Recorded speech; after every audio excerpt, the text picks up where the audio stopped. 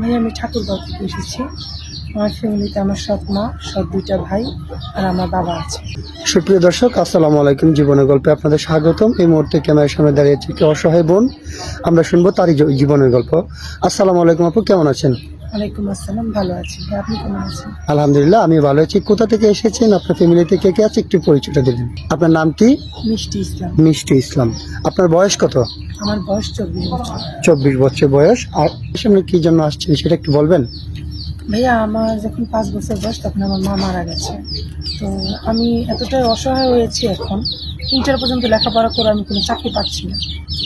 তো আমি চাইছি যে কারো কাছে যদি সাহায্য চাই, একদিন দুদিন 3 দিন করবো, পরে তার কেউ সাহায্য করবে না।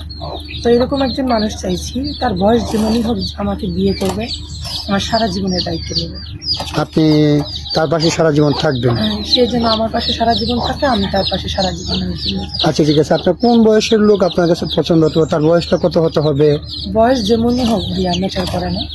আমি একজন শিক্ষিত মানুষ, ইন্টার পর্যন্ত লেখাপড়া করেছি। আমি চাই ভালো মনের একজন মানুষ। চেহারা দিয়ে সব কিছু বিচার হয় না ভাইয়া। আচ্ছা, বুঝতে পারছি। তো আমরা তো যদি যখন এই ভিডিওটা আপলোড করব, অনেক দেশ থেকে প্রবাসী ভাইয়েরা যোগাযোগ করতে চাবে। অনেকের মনে করেন স্ত্রী নাই, চলে গেছে, পরকীয়া করে চলে গেছে, অথবা বিবাহিত অথবা বউ মারা গেছে, ওনাদের একটা বাচ্চা থাকে।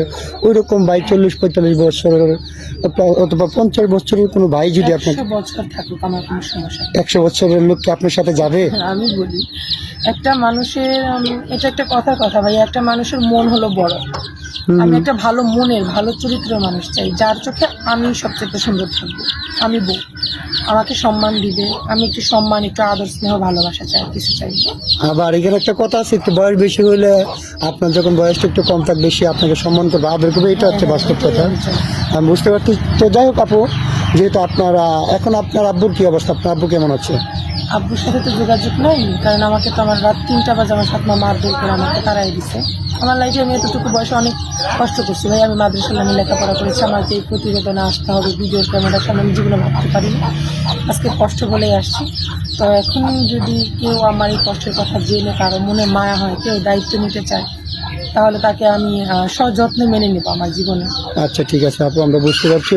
আপনার আব্বুর এখান থেকে চলে আসার পর ওনাদের কারোর সাথে আপনার যোগাযোগ নেই। এখন বর্তমানে আপনি আপনার বান্ধবীর এখানে ছিলেন, আমাদের এখানে আসছেন একটা ভালো মনের মানুষের জন্য, অথবা ভালো একটা ব্যক্তির জন্য। তো যাই হোক, আমরা এই ভিডিওটা আপলোড করার পর তো অনেকে চাবে যে আপনার সাথে যোগাযোগ করার জন্য। তো ওনারা আপনার সাথে যোগাযোগ করবে কিভাবে? আমার সাথে যোগাযোগ করলে আপনাদের মাধ্যমে যোগাযোগ করতে হবে। কেন, আপনার ফোন নেই? না, আমার পার্সোনাল ফোন না, একটা বাটন ফোন ছিল, ঠাকুরগাঁও থেকে আসার সময় ব্যাগ থেকে পড়ে গেছে। এখনকার যুগে ফোন নেই, এই কথা বললে তো অনেকে বিশ্বাসই করে না। আমি তো ভাইয়া আমার মা তো আমাকে